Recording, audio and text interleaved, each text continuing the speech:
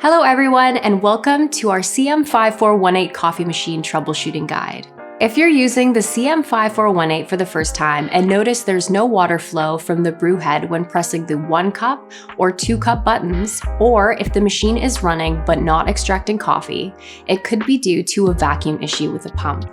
Don't worry. In this video, we'll explain why this happens and show you some quick and effective solutions.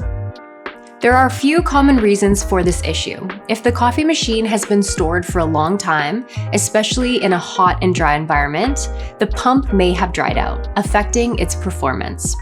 Another factor could be that the water tank isn't positioned correctly, creating a vacuum that obstructs water flow.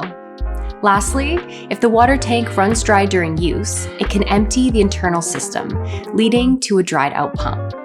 But don't worry, this is an easy fix. First, reinstall the water tank a couple of times to ensure it's properly positioned. Next, turn on the CM5418 and wait for the preheating process to finish. Once all the lights are on and stop flashing, you can move forward. Place a cup under the steam wand and turn the steam knob to the water position.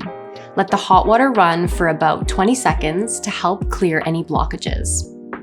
After that, turn the steam knob back to the off position, and you should be able to use the brew function to extract coffee normally. If the issue persists, please reach out to our customer service team for further assistance.